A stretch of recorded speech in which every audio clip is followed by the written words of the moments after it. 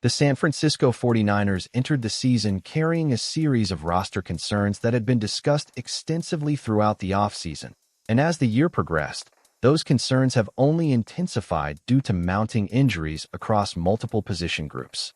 What initially appeared to be manageable depth questions have rapidly evolved into full-scale structural challenges, particularly on the defensive side of the ball, where the losses of cornerstone pass rusher Nick Bosa, rising talent Michael Williams, and several rotational linemen have left the defensive front significantly depleted.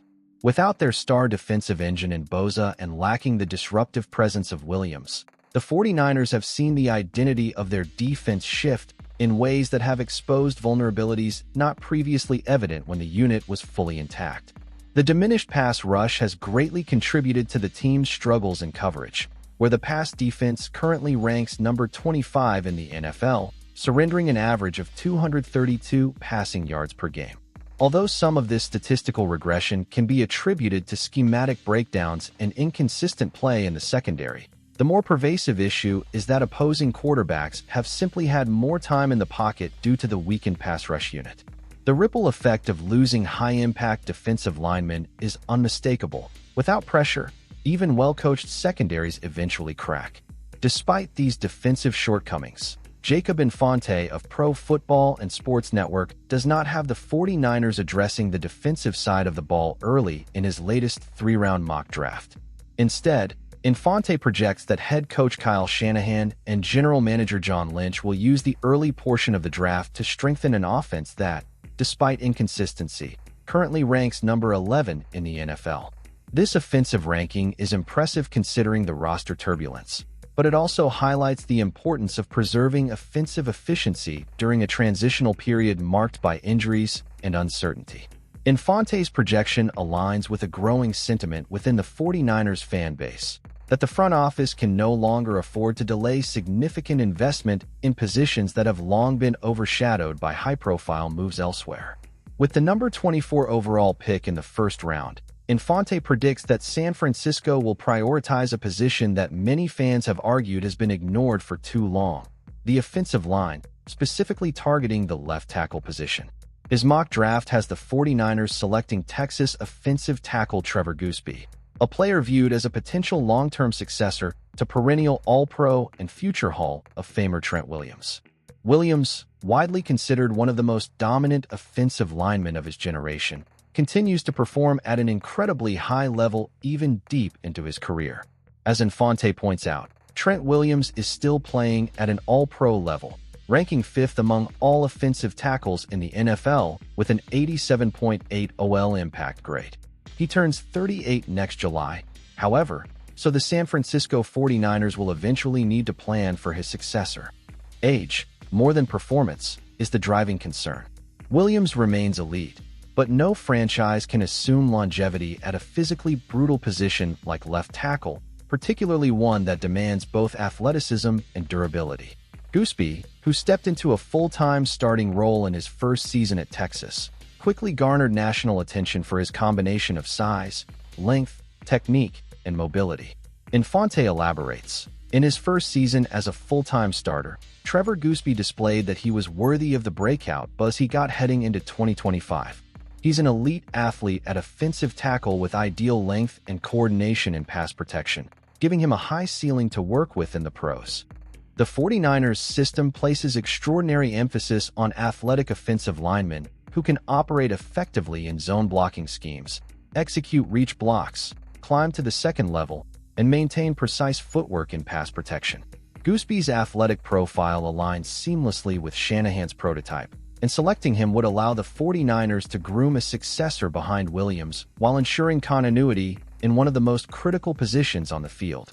In the second round, Infante shifts his attention from the offensive line to the wide receiver position.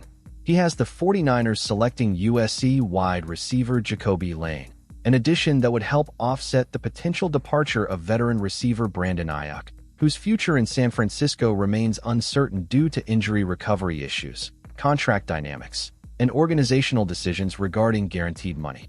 Lane is described as a player with immense upside, particularly given his size and skill set. Jacoby Lane has been more of a complementary weapon than a true WR1 for USC, but he's a 6'4" receiver with tremendous ball skills and better athleticism than most his size, Infante writes. His combination of catch radius, physicality, strong hands, and body control make him an intriguing candidate for an X-receiver role in San Francisco's offense, a position where contested catches and boundary precision matter significantly.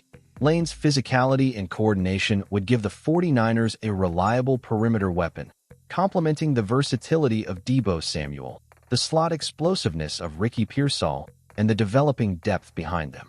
His skill set could fill a void that may grow larger if Aiyuk does not return to his previous level of availability or production. Lane's college career has demonstrated that while he may not be a prototypical WR1 in terms of dominating volume, he excels in efficiency, situational playmaking, red zone reliability, and matchup advantages against smaller defensive backs. These traits align well with what Shanahan values in his receiving core: intelligence, precision, competitive toughness, and the ability to exploit mismatches through alignment variation. After addressing offensive line and wide receiver with their first two selections, Infante finally turns to the defense with San Francisco's third pick. He predicts the team will select Penn State defensive tackle Zane Durant, a player who brings a different stylistic profile than many traditional interior defensive linemen. Durant is described as undersized by NFL standards for a defensive tackle, but his low center of gravity, explosive first step, and agility make him a high-upside interior pass rusher. Though he's a bit undersized by NFL defensive tackle standards, Zane Durant makes up for it with how explosive he shoots off the snap, Infante notes. His low center of gravity and agility gives him serious pass rushing value along the interior. Durant's penetration skills and ability to disrupt gaps could provide immediate rotational value, particularly given the injuries that have ravaged the 49ers' defensive line. His skill set could complement the power-based interior players already on the roster, creating a more balanced and dynamic defensive front. This projected draft strategy reflects the philosophical balance the 49ers must strike, bolstering an offense that has the potential to remain among the league's best while addressing defensive weaknesses without compromising value. Even though the defense has struggled this season, especially in pass coverage, the team's injuries and long-term roster construction suggest that investing early in the offense may yield the most sustainable improvement. The 49ers have always operated under a roster-building approach that emphasizes high-end athleticism, positional versatility, and long-term system fit, and Infante's mock draft aligns well with those tendencies. As the season progresses, and as the 49ers continue adapting to their injury-induced challenges, their draft strategy will evolve. But what remains apparent is that the franchise must prepare for transitions at key positions: left tackle, wide receiver, and defensive line, while maintaining the competitive balance required to remain a postseason contender. The decisions they make in the upcoming draft will reflect not just immediate needs, but the future identity of a team striving to sustain excellence in an increasingly competitive NFL landscape. What changes do you expect San Francisco to make in the future? Leave your comments below.